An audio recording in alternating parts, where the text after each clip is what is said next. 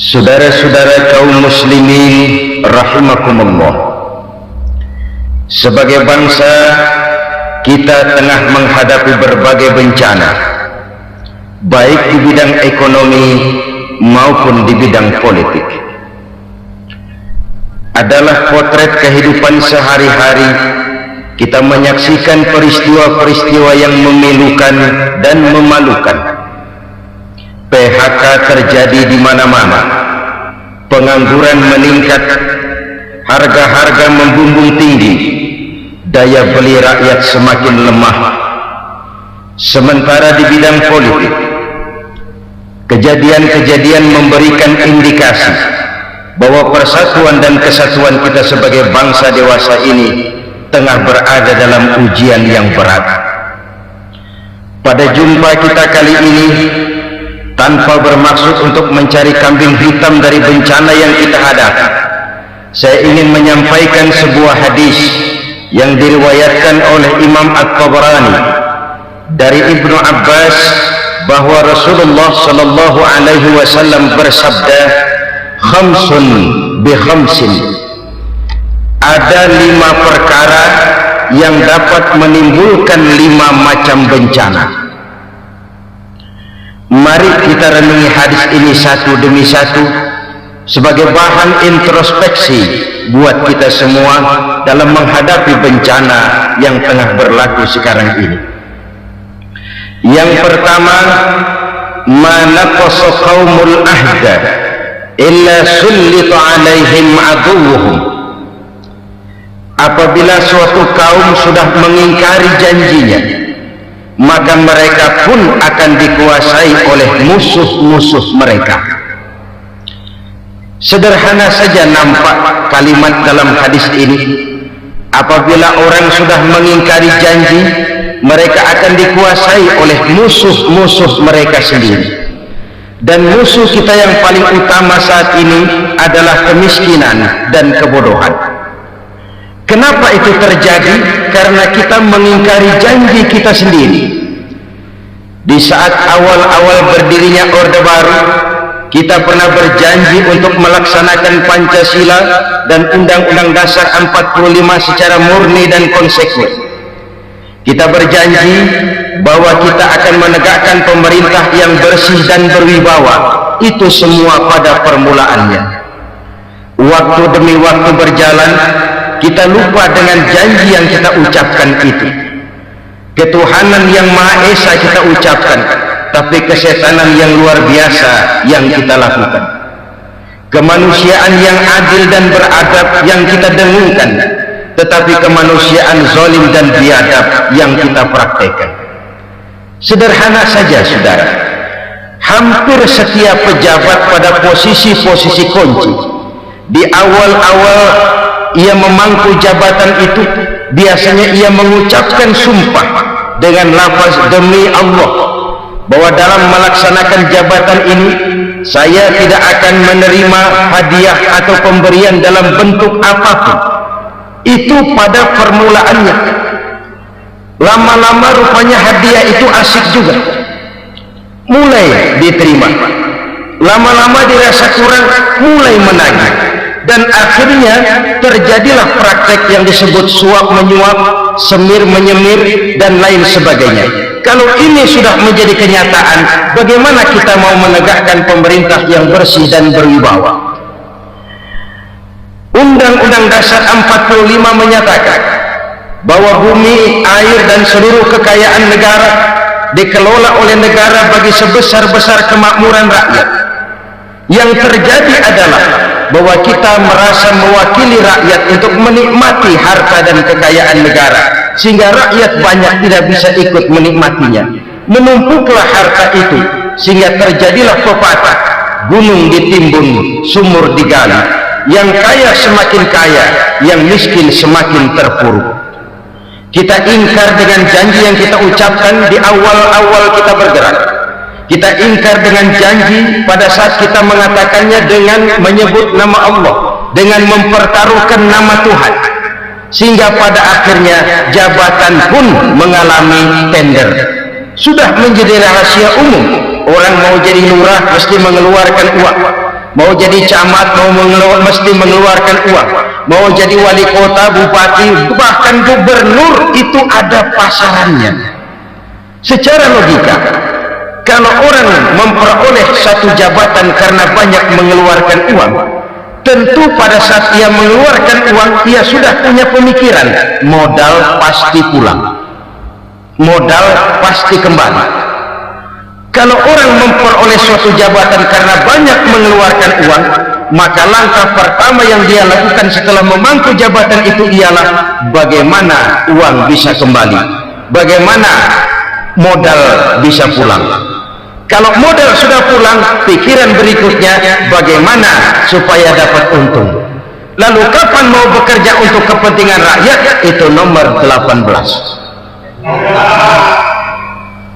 Kemudian kalau ada proyek-proyek besar, pertanyaannya ialah bukan apakah proyek ini bermanfaat bagi rakyat, apakah proyek ini layak untuk diteruskan, tetapi yang jadi pertanyaan paling utama ialah bagian saya berapa duit dari proyek ini.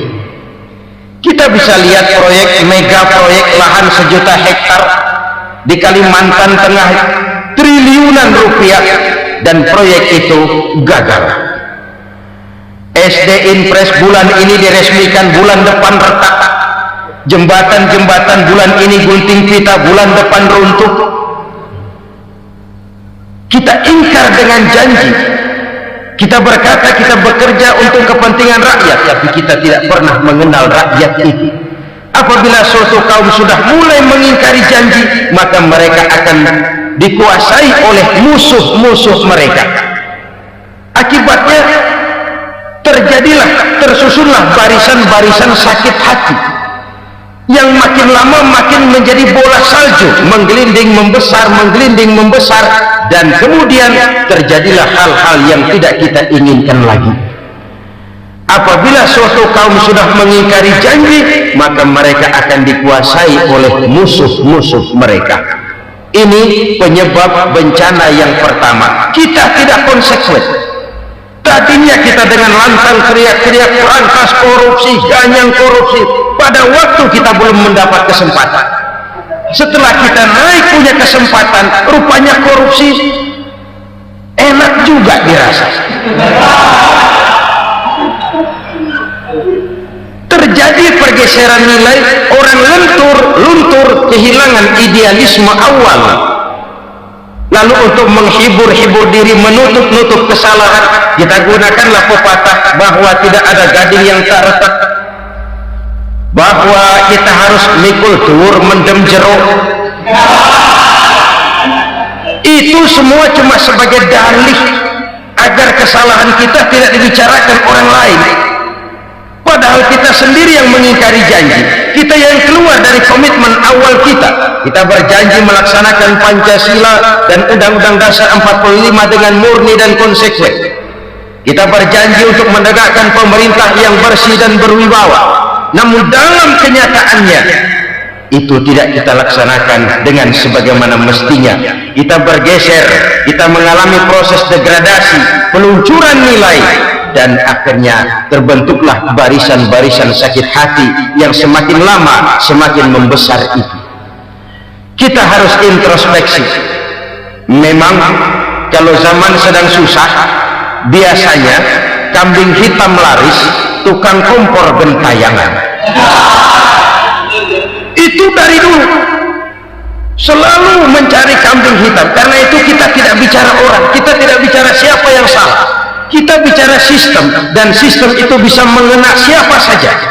Kalau orang sudah mulai mengingkari janji, bergeser dari komitmen awal, itu sudah mulai dia mengalami proses peluncuran, proses degradasi. Ini penyebab yang pertama. Kita tidak lagi konsekuen bahwa bumi, air, sumber daya alam adalah milik negara, dikuasai oleh negara, digunakan bagi sebesar-besar kemakmuran rakyat. Ternyata rakyat yang makmur itu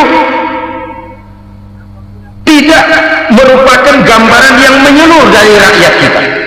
Undang-undang dasar kita menganut ekonomi kekeluargaan, tapi yang kita praktekkan adalah ekonomi keluarga. Kalau bukan keluarga nggak dapat proyek, kalau bukan keluarga nggak dapat macam-macam. Kekeluargaan kita rubah menjadi keluarga, timbullah penyakit nepotisme. Kita bergeser, kita ingkari janji, dan kita anggap kita atasnamakan rakyat. Rakyat cuma sekedar jadi adres, rakyat cuma sekedar jadi alamat, tetapi kehidupan mereka tidak banyak berubah dan tidak banyak terangkat. Kaum muslimin rahimakumullah, ini penyakit yang pertama, penyebab bencana yang pertama. Yang kedua, kata Nabi, wa ma hakamu bighairi ma anzalallah, apabila hukum yang diterapkan sudah tidak lagi bersumber dari hukum Allah, illa fasyafihimul faqru, maka akan bertebaranlah kemiskinan di mana-mana. Ini artinya apa? Apabila hukum tinggal sebuah stempel, apabila hukum sudah diatur menurut kepentingan, apabila hukum sudah tidak lagi ditegakkan secara adil, maka kemiskinan merambah di mana-mana. Hukum diatur menurut selera orang yang sedang berkuasa, maka yang benar bisa jadi salah, yang salah bisa jadi benar. Hukum dalam kenyataan hidup berlaku seperti pisau. Pisau itu kan saudara lihat, yang namanya pisau dimanapun itu tajamnya ke bawah, ke atas tumpul. Kalau hukum itu, kalau untuk rakyat, hukum itu tajam bukan main, cepat sekali dilaksanakan. Tapi giliran menengah ke atas, yang gedean dikit berbuat salah, hukum tumpul. Hukum pura-pura tidak dengar, akibatnya terluka rasa keadilan rakyat. Satu kasus rakyat diam, dua kasus rakyat diam, tiga kasus rakyat diam, kasus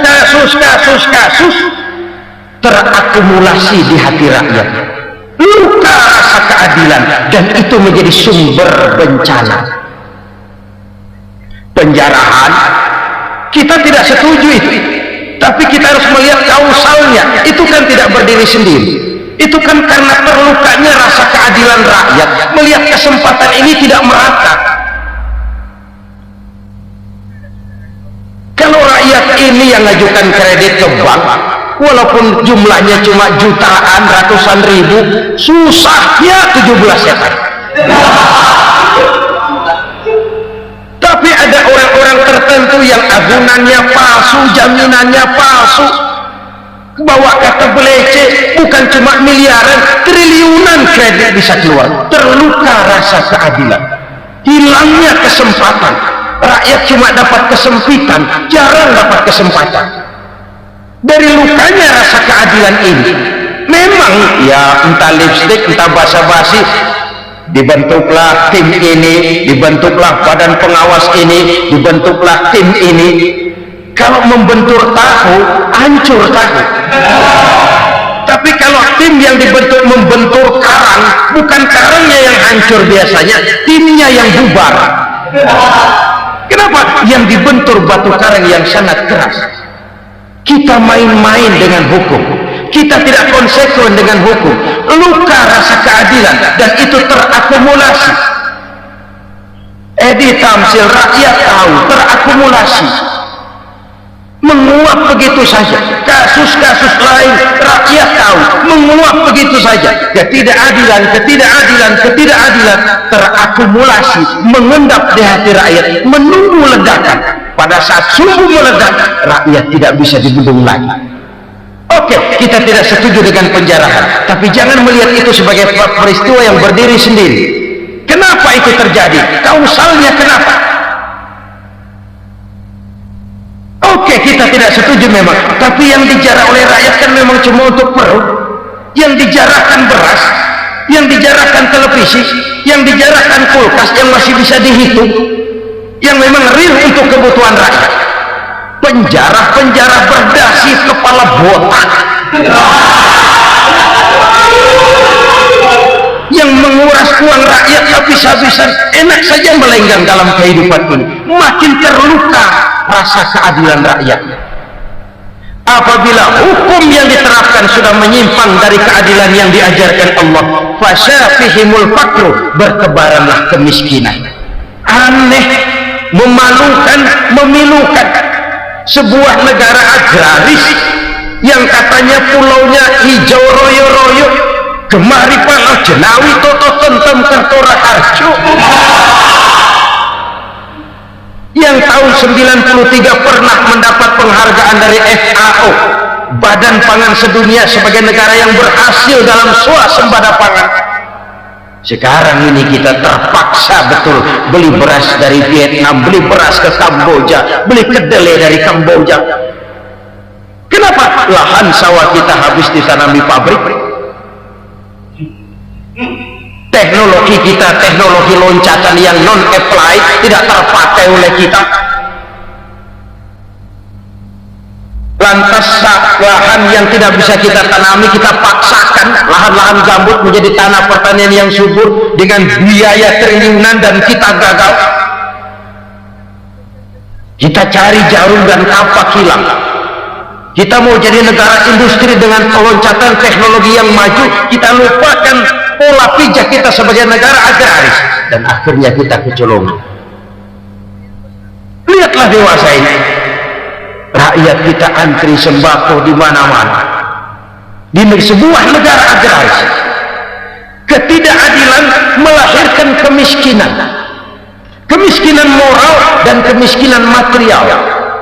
Kemiskinan moral, rakyat nggak percaya lagi sama pejabat. Rakyat mengalami krisis figur. Orang alah lu ngomong dah ember.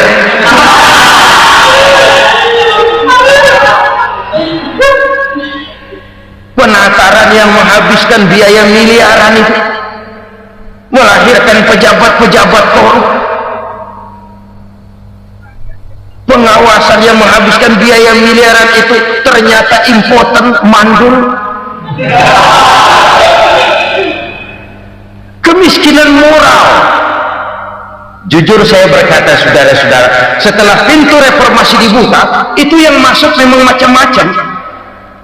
Ada yang memang punya tujuan murni, konsekuen, dan punya konsep.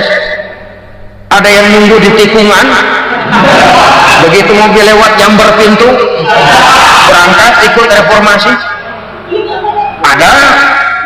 Ada yang memanfaatkan momentum mumpung untuk nyampein unek-unek, ngerti enggak, pokoknya ngomong, sehingga keadaan semakin rancu, kebingungan semakin menjadi-jadi, masalah yang paling urgen tidak terselesaikan. Sekarang ini orang berpikir mendingan jadi pala ular daripada jadi buntut macan. Buntut macan memang hebat macan, tapi kalau buntutnya cuma ugel-ugel di belakang buat apa? Mendingan jadi pala ular, kecil juga nyaplok.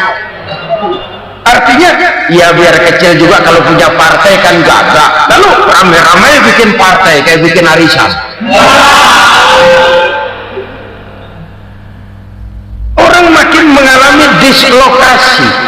Semua mau jadi pahlawan, semua mau nomor satu, semua ngomong. Iya kalau bidangnya, kalau bukan makin rancu. Marilah lewat kesempatan ini saya mengajak kita untuk tahu diri.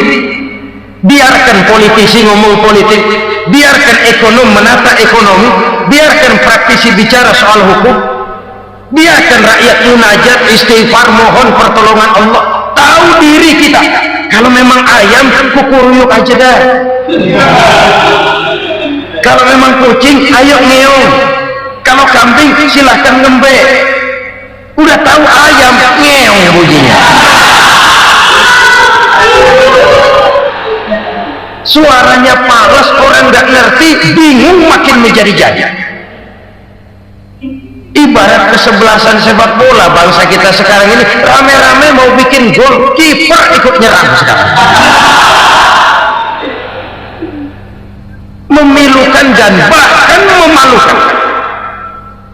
Wa ma hakamu bighairi ma anzalallah illa fasyafihimul fakru.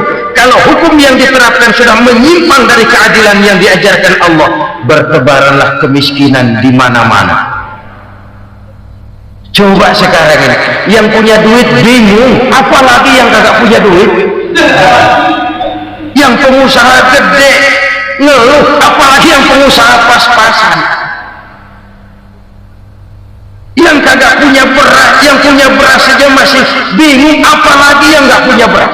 Ini sudah demikian merata. Dulu kita kagum mendengar konglomerat kelas buadak, kelas-kelas yang seakan-akan cuma ada dalam khayal mereka, punya kekayaan miliaran dolar, triliunan. Sudahlah, seolah-olah nggak terjangkau sama kita. Weh, ternyata yang gede-gede itu juga gede utangnya.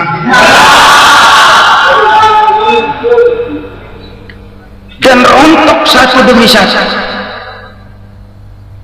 Ternyata rakyat selama ini cuma dialamatkan, cuma dijadikan adres.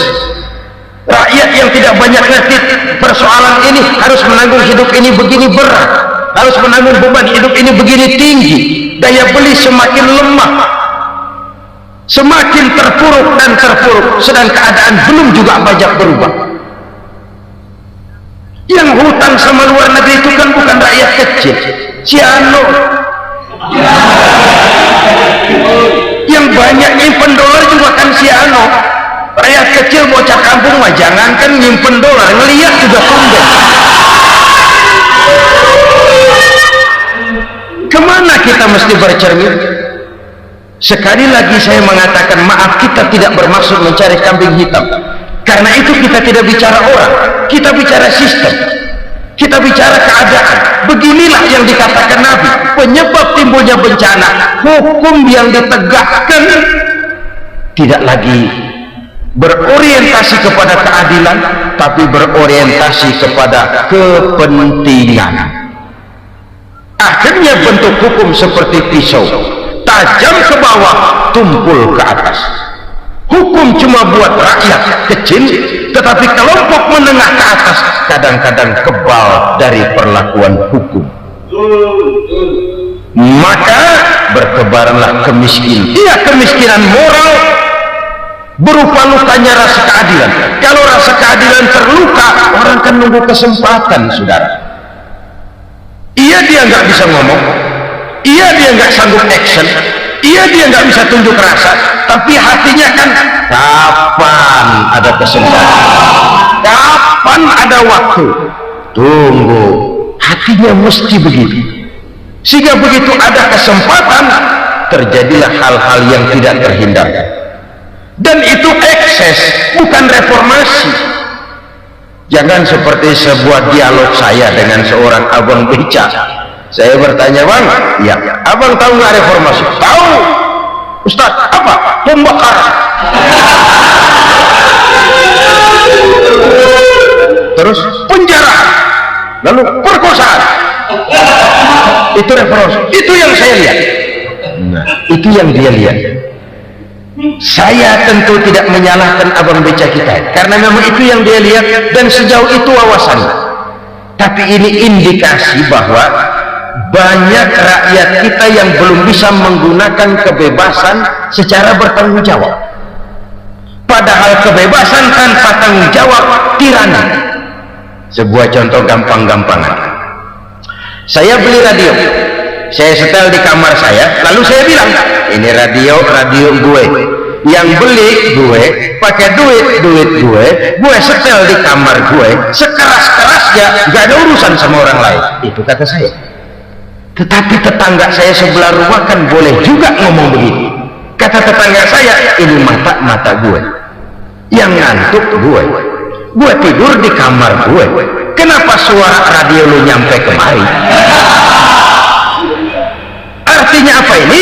Kebebasan saya nyetel radio dibatasi oleh kebebasan tetangga saya yang mau tidur.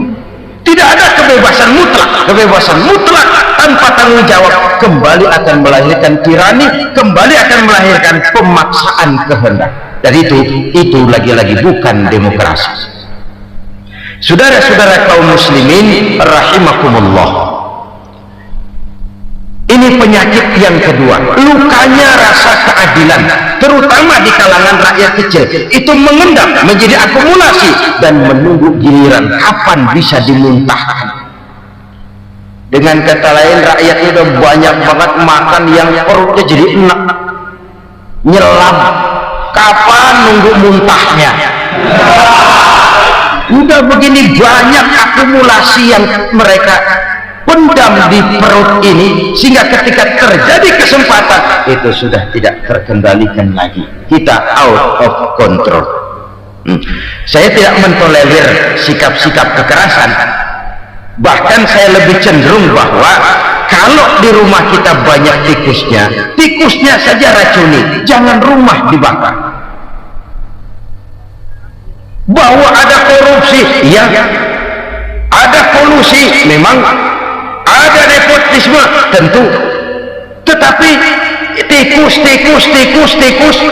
tikusnya saja racuni, jangan rumah dibakar. Masa mau ngusir tikus bakar rumah? Tikusnya lari, tikusnya selamat, rumahnya ewes-ewes.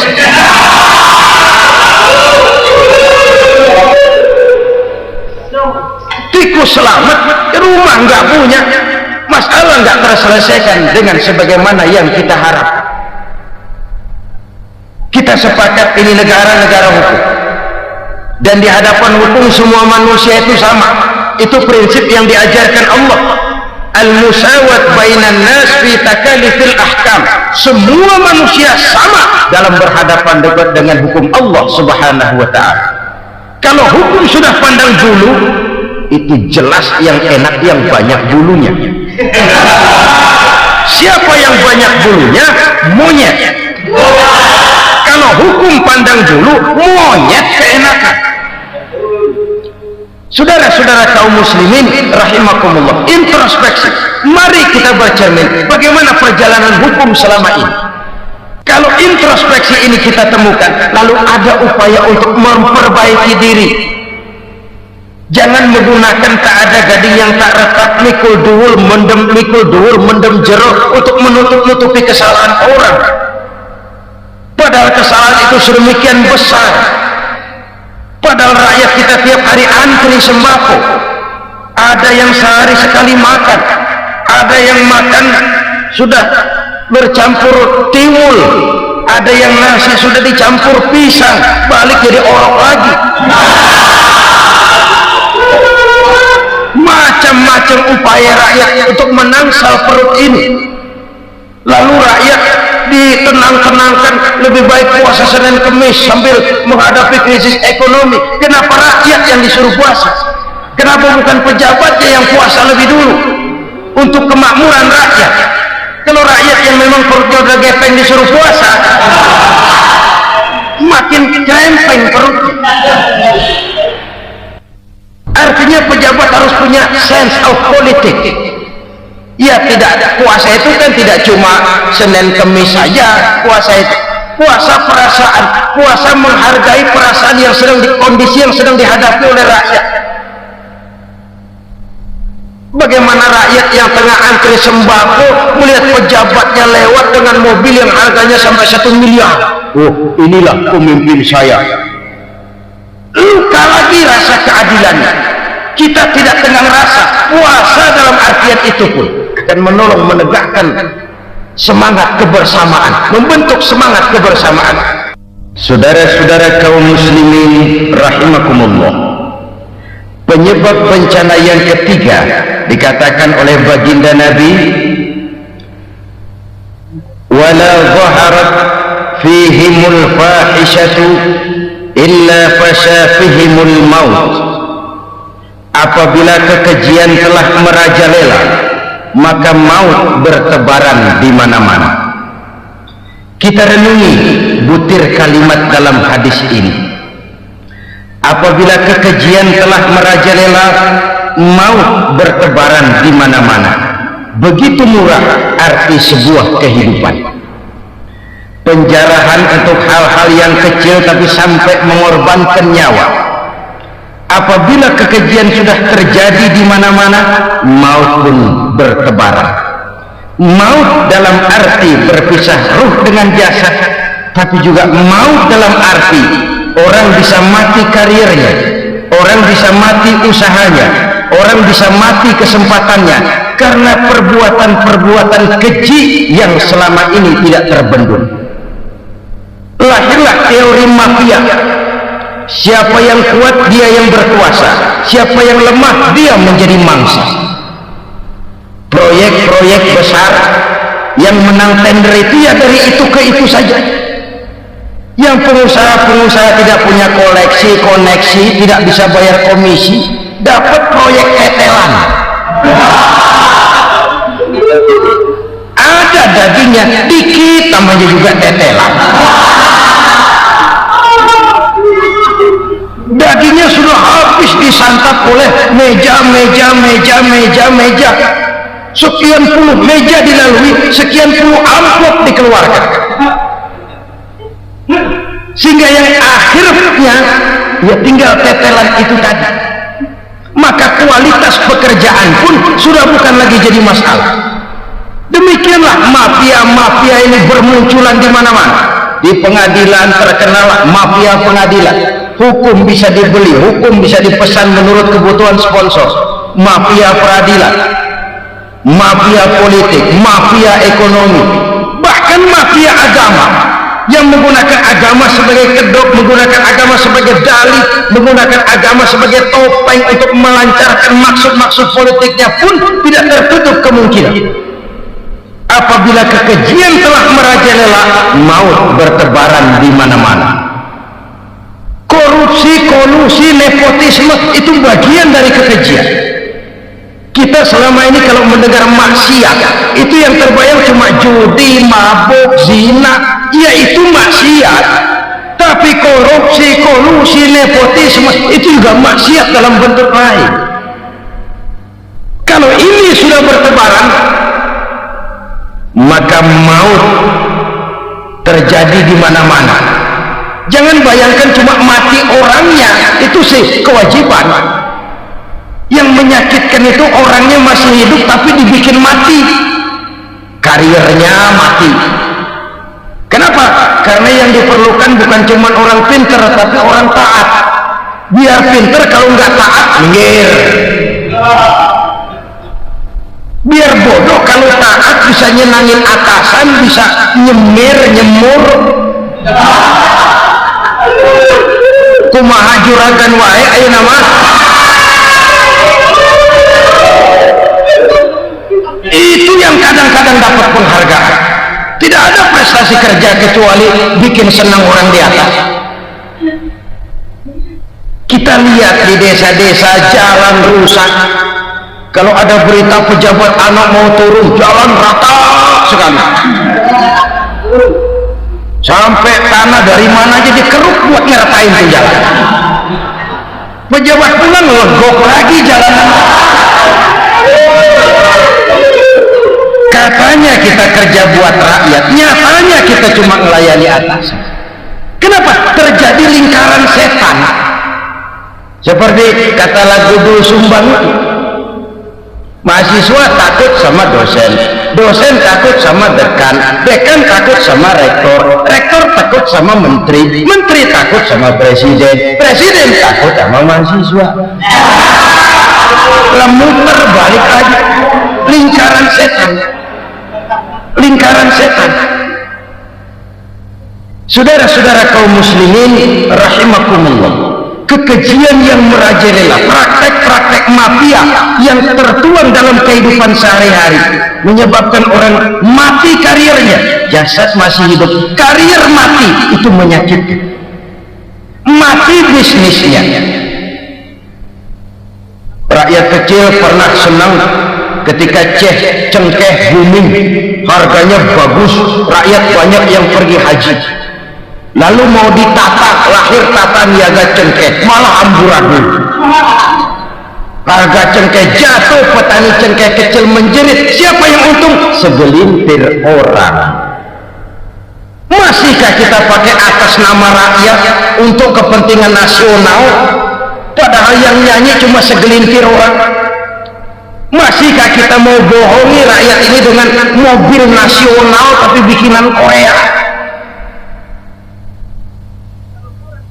Masihkah kita mau bermain verbalisme, bermain kata? Ini sebuah sebuah masa lalu yang tidak perlu terulang lagi untuk masa-masa yang akan datang. Kekejian merajalela, orang mati karir, bisa mati usaha, mati bisnis.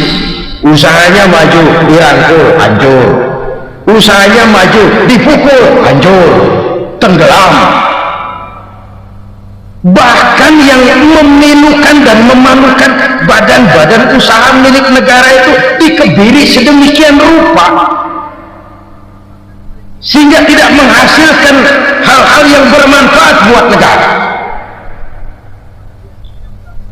Saudara-saudara kaum muslimin rahimakumullah, kalau nafsu yang sudah mengatur itu semua, maka kekejian pun merajalela. Orang sudah pakai teori mafia, yang kuat dia yang menang, yang kuat dia yang berkuasa, yang lemah silakan minggir di sudut-sudut kehidupan. Kalau kekejian seperti ini merajalela, maut bertebaran di mana-mana. Banyak orang mati karirnya, banyak orang mati usahanya, banyak orang mati imajinasinya. Sekarang ini dalam dunia seni yang banyak karyawan seni, bukan seniman. Seniman itu kan dilahirkan, lain seniman, lain karyawan seni. Sekarang yang banyak karyawan seni, bukan seniman. Mati karir, mati imajinasi, mati improvisasi, sehingga kehidupan persis sinetron. Sinetron itu yang kita lihat rumah mewah, yang kita lihat rumah bagus, nggak pernah kita lihat di sinetron kita ini rakyat antri sembako. Kita dijejali hal-hal yang indah, yang wah, yang membuat kita tenggelam dalam gaya hidup instan, tenggelam dalam gaya hidup wah. Kita lupa dengan realitas keseharian di tengah-tengah masyarakat kita. Lahirlah kelompok-kelompok selebritis, dibesarkan oleh berbagai media. Selebritis, film aja masuk koran, film.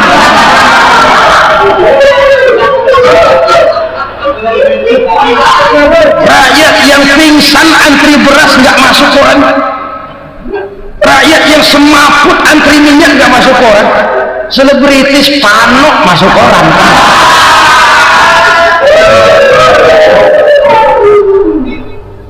Kita besarkan hal-hal kecil, kita kecilkan hal-hal besar.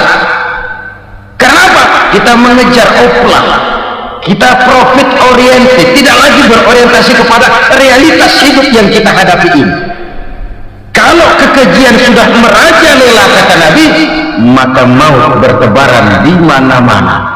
Maut dalam artian maut, coba lihat sekarang begitu murah nyawa. Karena 1000 perak orang mau nusuk bunuh, karena beras liter orang hilaf, begitu murah kehidupan. Tapi kekejian dalam bentuk korupsi, kolusi, nepotisme, kekejian dalam bentuk itu mematikan karir, mematikan bisnis, mematikan imajinasi, mematikan kreativitas. Itu juga maut dalam bentuk lain akibat kekejaman lain. Ini penyebab yang ketiga. Yang keempat, penyebab bencana menurut baginda Rasul, wala tuffiful mikyala illa muni'un nabat. Apabila timbangan sudah dicurangi, maka tercegahlah tumbuh-tumbuhan. Apabila timbangan sudah mulai curang, maka terjadilah musim paceklik.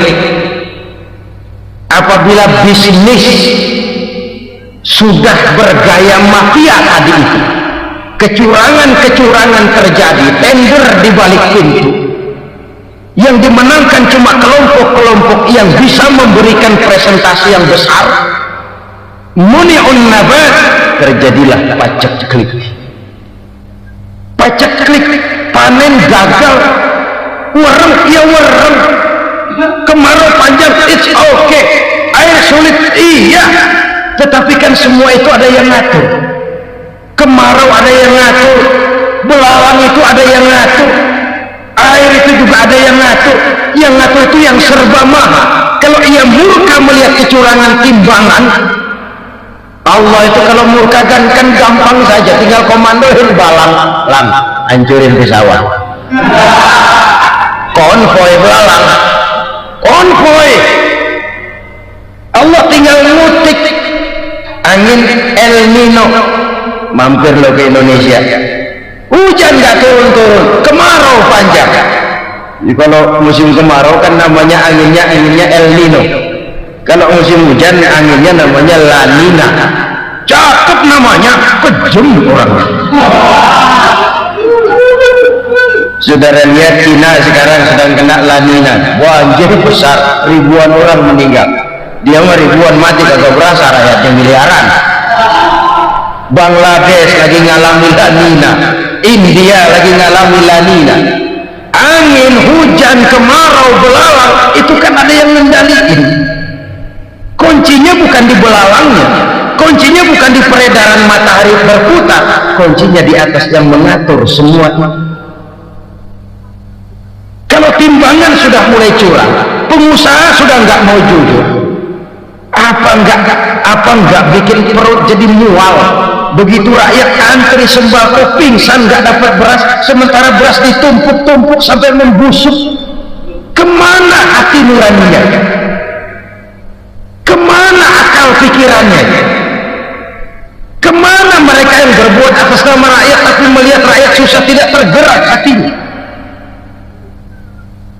Apabila timbangan sudah mulai dicurangi, bisnis sudah mulai melenceng, maka terjadilah paceklik. Sebuah negara yang berhasil dalam swasembada pangan, lalu sekarang menjadi negara yang rakyatnya antri untuk memperoleh kebutuhan pangan.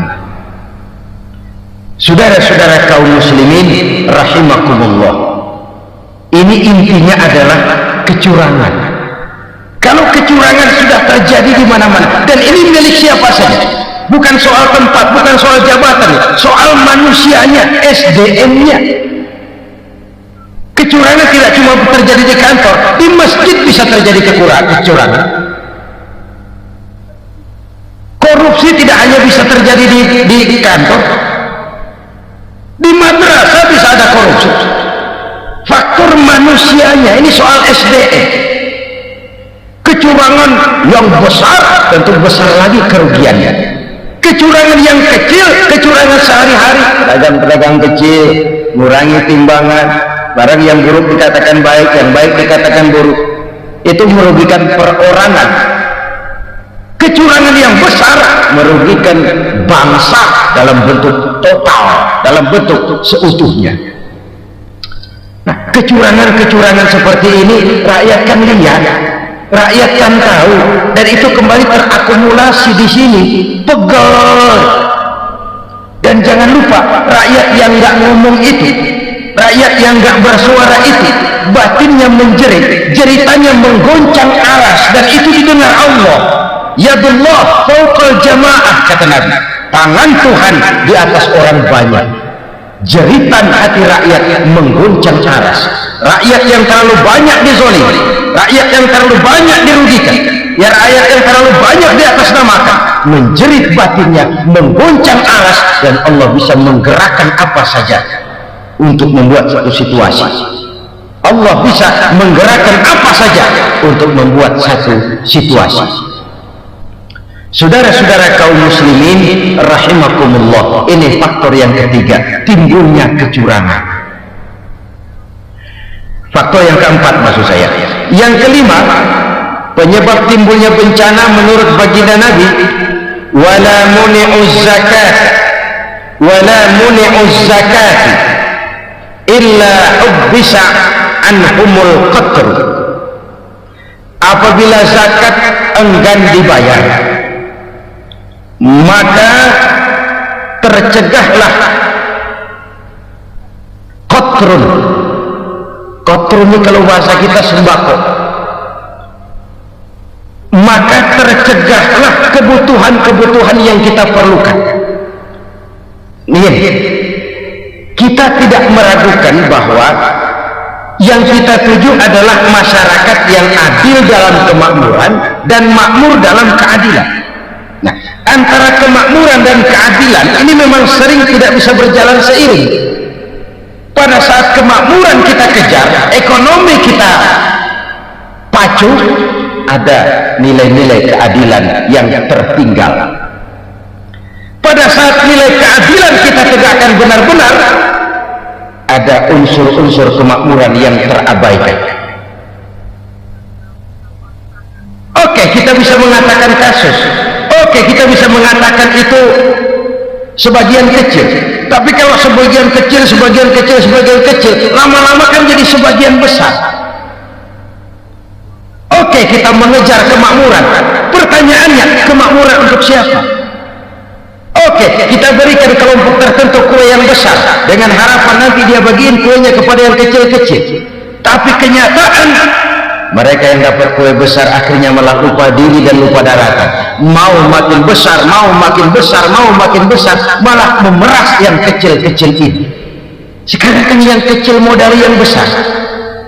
Ramai-ramai buka bank, ternyata kamuflase. Uang banknya untuk kredit perusahaannya sendiri, nasabahnya rakyat kecil. Artinya apa? Rakyat kecil disuruh modalin orang yang udah gede. Ini kan sumber geledek, Ustaz.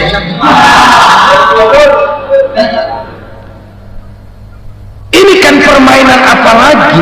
Rakyat kecil suruh modali yang gede, nasabahnya rakyat kecil, kumpulkan uangnya di bank, kucurkan kredit kepada perusahaannya sendiri. Bukankah itu rakyat kecil suruh modali yang gede? Sudah begitu kejamkah kita untuk meraih keuntungan dengan mengorbankan orang kecil? Sudah tidak bicara lagi kah nurani kita melihat penderitaan orang yang semakin susah? Kalau zakat enggan dibayar, padahal zakat 2,5% saja, 2,5% saja. Kalau itu pun enggan, kalau zakat saja enggan, bagaimana pula yang namanya sedekah, bagaimana pula yang namanya infak, bagaimana pula yang namanya santunan, bantuan. Kadang-kadang lipstick nyumbang si nyumbang, cuman nyolongnya lebih gede. Ini namanya sumbangan lipstick. Buat lipstick itu kan buat ngumpetin bibir pucat, itu fungsi utama lipstick. Buat ngumpetin korupsinya, nyumbang kegiatan-kegiatan sosial, tapi yang dia korup lebih gede dari yang dia sumbang. Lipstick kamuflase, nepu kata anak sekarang.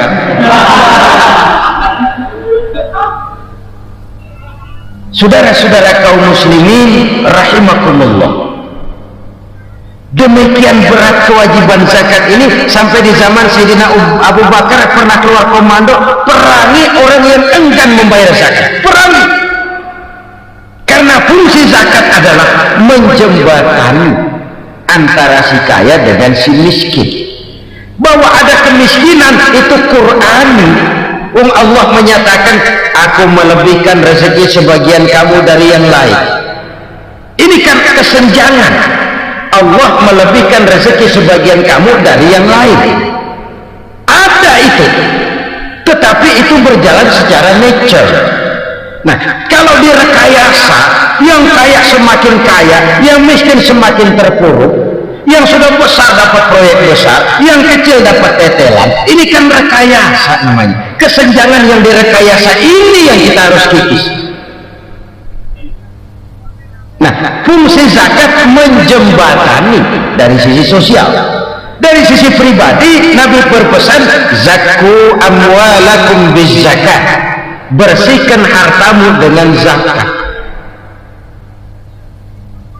Sekarang ada istilah nyuci uang hasil korupsi itu bisa dicuci, dijadikan uang bersih, bukan pakai rinso, bukan, pakai politiknya koruptor, diolah sedemikian rupa sehingga jadi uang resmi. Sudah memutih, itu termasuk yang disebut kejahatan kerah putih, white collar crime, kejahatan kerah putih, kejahatan pakai dasi, kejahatan kelas kakap. Makanya orang mendingan goblok kagak bener daripada pinter kagak bener. Goblok kagak bener itu gampang ngurusinnya. pintar kagak bener, ini yang berabe bener ngurusnya.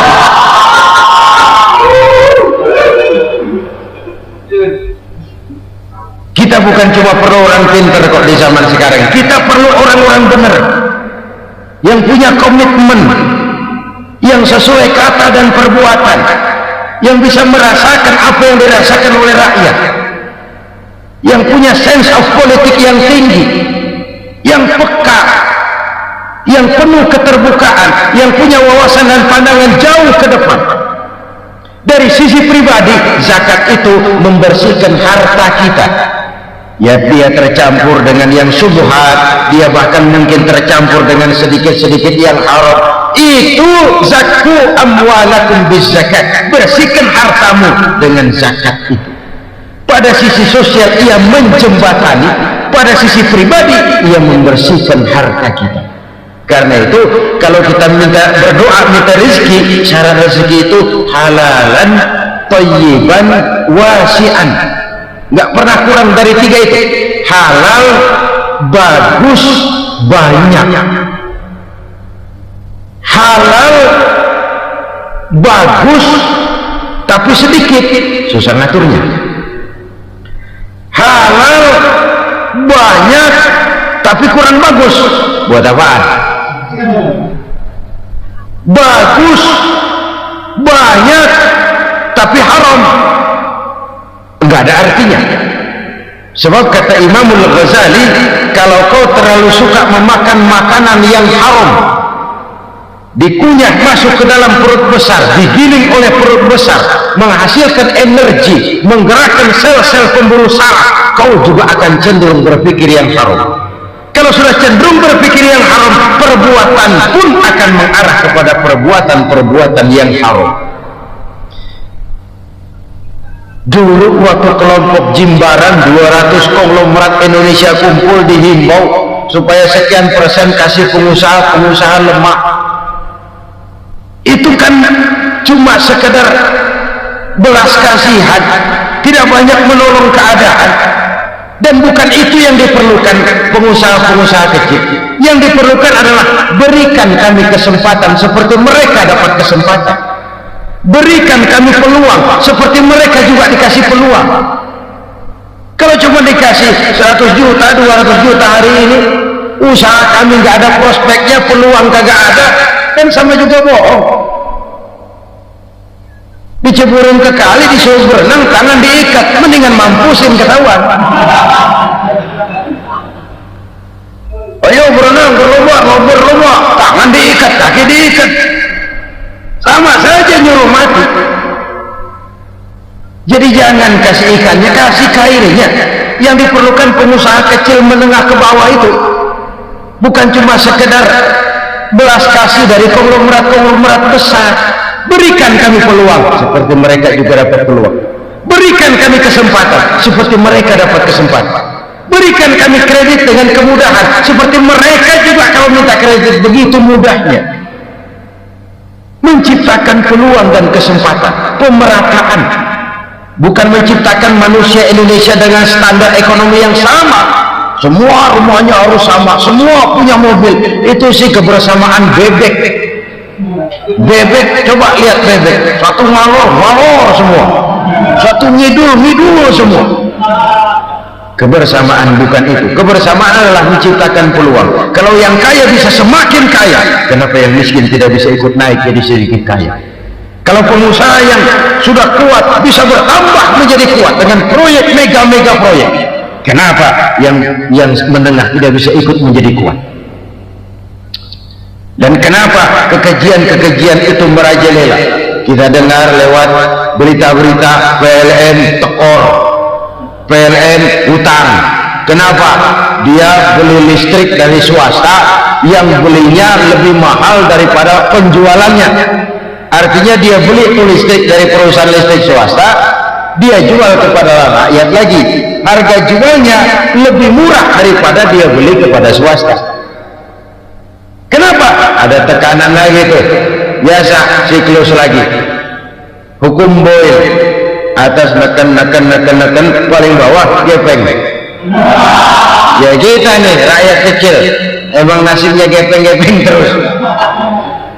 Saudara-saudara kaum muslimin rahimakumullah, dari 5 penyebab bencana ini kita ambil kesimpulan untuk sebuah renungan dan introspeksi kita bersama. Pertama, mengingkari janji, padahal janji itu yang lebih tinggi nilainya adalah di hadapan Allah Subhanahu wa ta'ala. Baik wakil-wakil rakyat di parlemen maupun pemimpin-pemimpin rakyat di dalam kabinet, apabila memangku suatu jabatan, selalu mereka mengawali dengan sumpah, dan sumpah itu dimulai dengan demi Allah.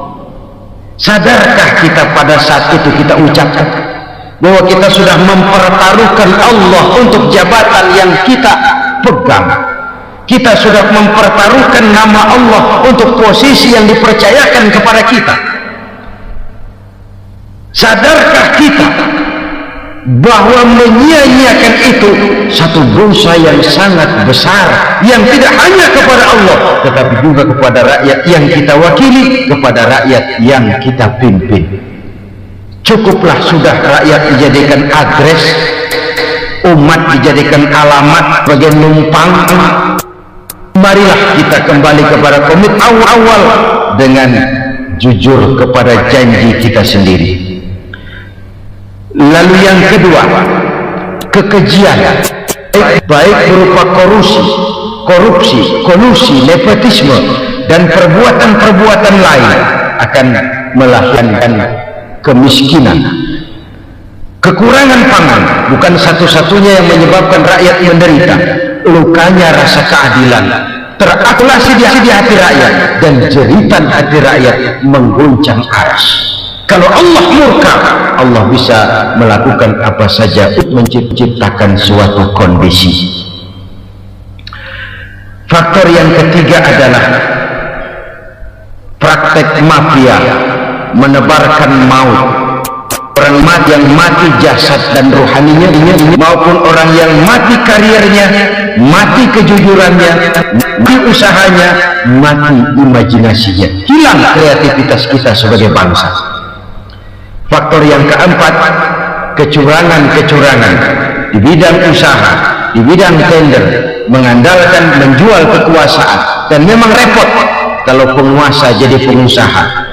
Mau atau tidak mau, kebijakan-kebijakan kekuasaannya akan memperkuat jaring-jaring usahanya.